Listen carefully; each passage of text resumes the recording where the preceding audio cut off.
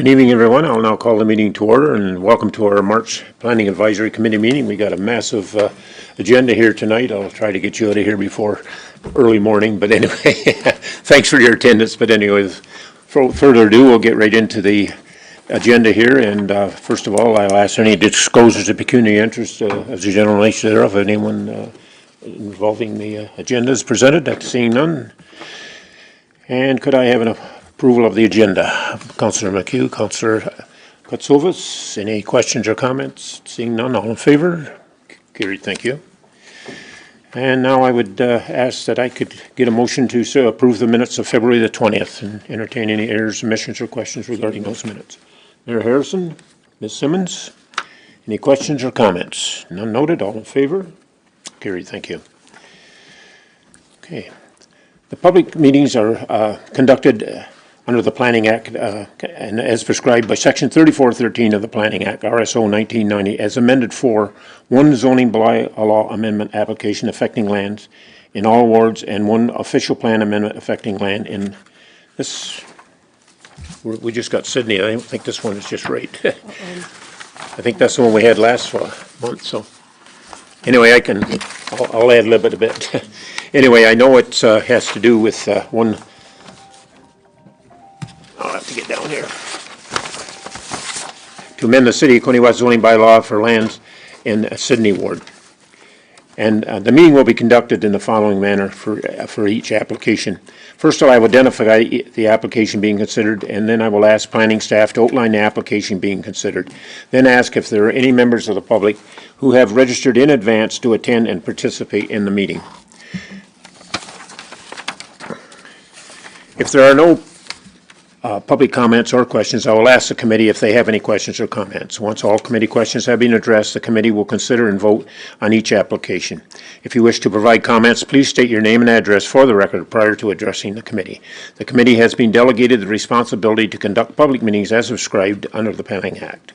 A full report of the meeting's proceedings will be submitted to City Council on Wednesday, April the 16th, 2025. And Council will make the decision on each stated application. Anyone other than the applicant who wishes to receive further notice of Council's decision on the application must submit a written request for notice of Council's decision to the Director of Planning and Development Services. I will now ask the Director of Planning and Development Services, please advise the committee on how notice of this meeting was given. Brian, please.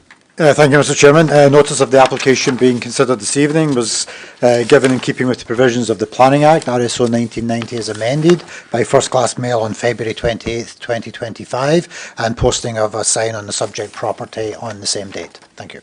Okay, thank you very much. I will now proceed with the first public meeting of the evening at item 7.1, Staff Report 25-020PD, Zoning Bylaw Amendment Application, owners Michael Anderson and Ann Grace Anderson, and the location is 899 Old Highway 2, file number D09/S02/25. Madison, would you like to comment on this application, please? Through you, Mr. Chair. The purpose of this zoning bylaw amendment application is to rezone the subject property from the mobile home residential zone to the rural residential exception 91 zone. The subject property is currently zoned mobile home residential zone as it was historically zoned alongside Kenron Estates Mobile Home Park to the north. However, the subject lands are not part of the mobile home park or developed with a mobile home dwelling, so the current use of the property is not consistent with the zoning classification. Furthermore, the applicant wishes to convert the existing detached garage into an additional residential unit on the property. In order to be eligible for an additional residential unit, a property must have access to full municipal services or have a minimum lot area of 0.4 hectares. The subject property has a total lot area of approximately 0.38 hectares and is serviced by municipal water and a communal septic system that services Kenron Estates. Applying the rural residential exception 91 zone to the property would ensure that the zoning classification is consistent with the current use of the property and would allow for the development of an additional residential unit on a slightly undersized lot. Overall, this application is consistent with the provincial policy statement, the City of Quinte West official plan, and represents good planning. This application is therefore recommended for approval. Okay, thank you very much, Madison. And seeing we have a large audience here tonight, I'll have to go through the the attendance, if there were one. Do we have anybody other than the applicant to speak in favor? Seeing none. Anybody in opposition or have general questions? Seeing none. Would the applicant like to speak?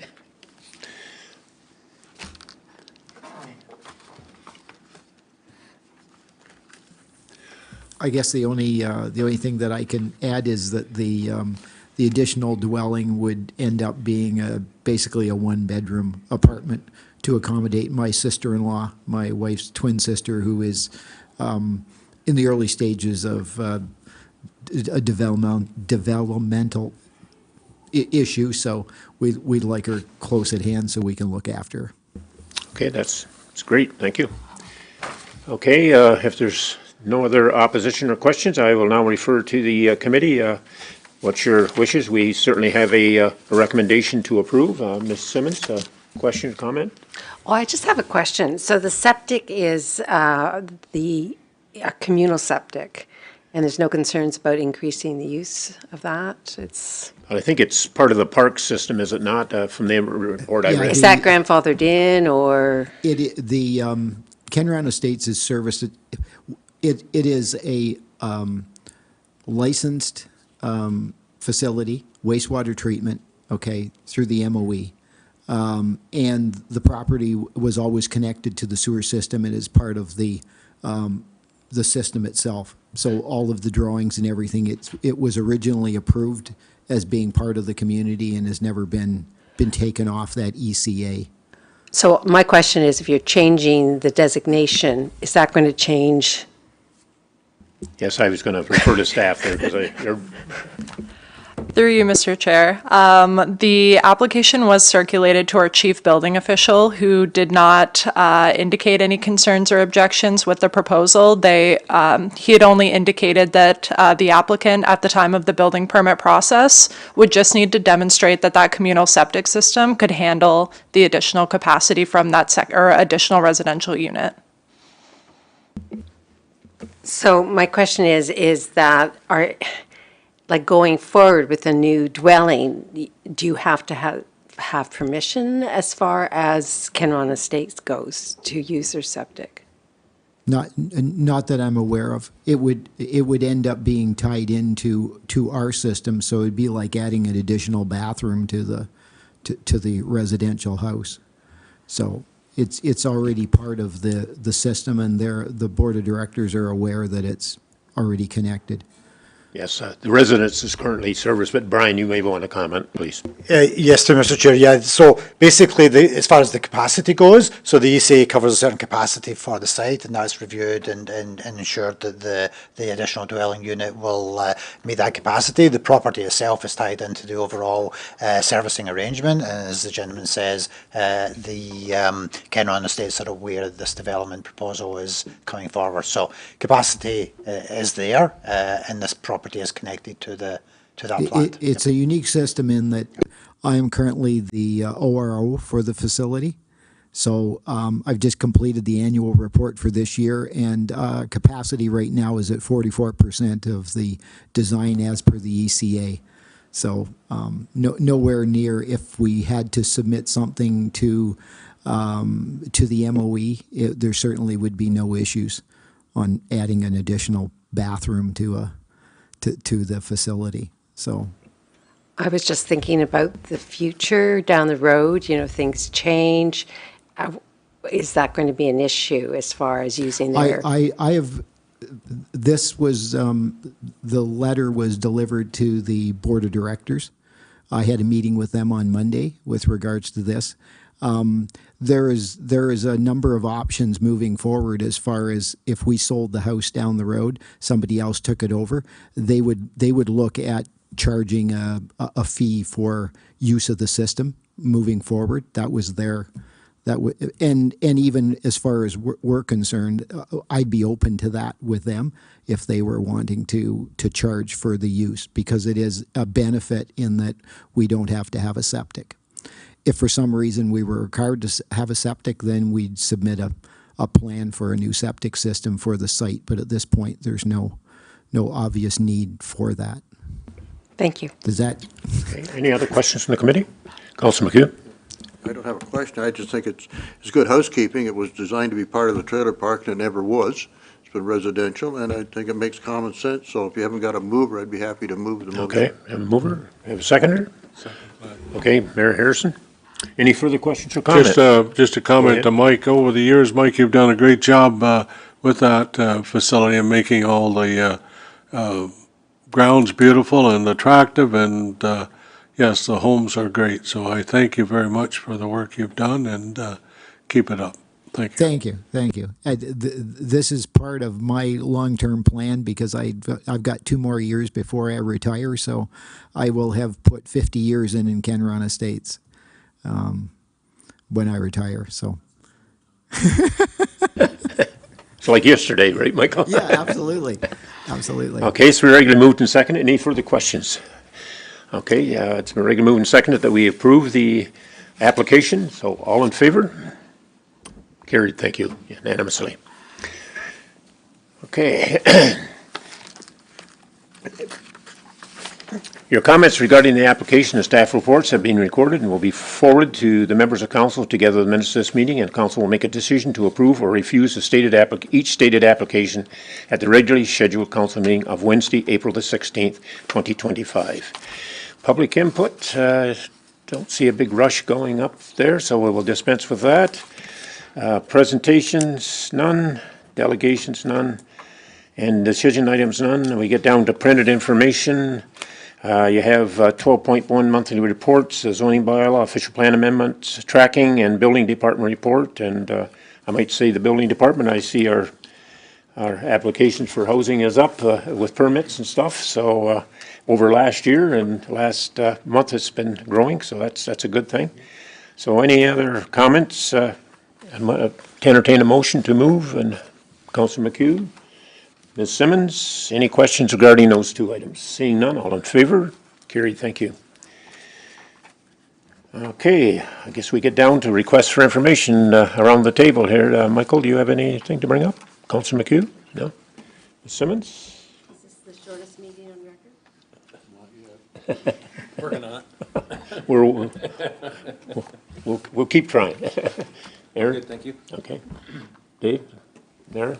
No, I'm good. Thank you very much. I guess I'll spoil the record here. I got a question for Brian. A lady asked me the other day, maybe I should have given you a heads up a bit ahead, wondering where we're at with the Airbnb thing. Being the summer starting to be around the corner a bit, and it seems like the summertime always seems to have its adverse effects from that. And I know we were looking at it, and we were thinking about how we license it and whether we collect mat tax and all that stuff. And I know she has some neighbors that had to give some irritation, I'll put it that way, and we had some, I know Dave and I dealt with a couple summers ago on Barcove Beach.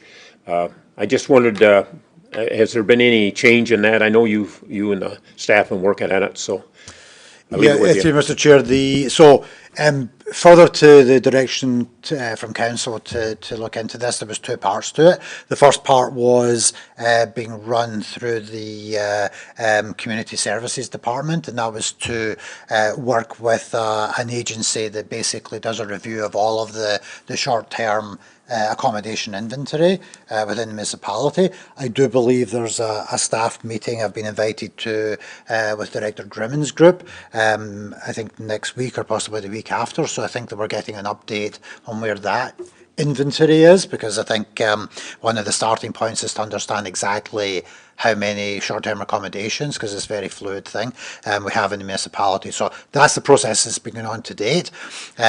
No other movement on bringing forward any bylaws or anything like that at this point in time. That would be the next stage if that's what council want us to do. But what I would say is that as you know, and you referenced an issue that came up in one particular location a few years ago.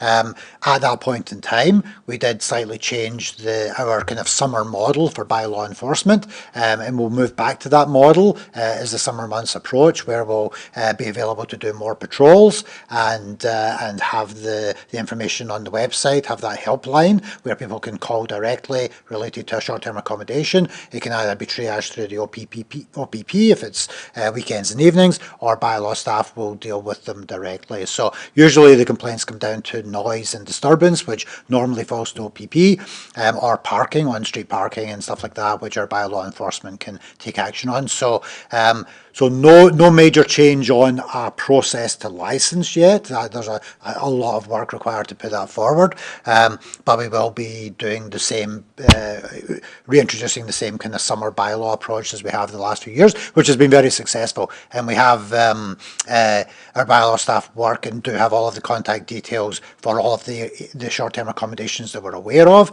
and they contact the owners directly and put the onus on the owners to take control of the situation before bylaw or OPP have to step in. And even though the public may not see that happening because it happens behind the scenes, we've been very successful in kind of mediating some issues around that. But I will provide you an update once we've had this meeting, so that you can see where that first stage in the process is at.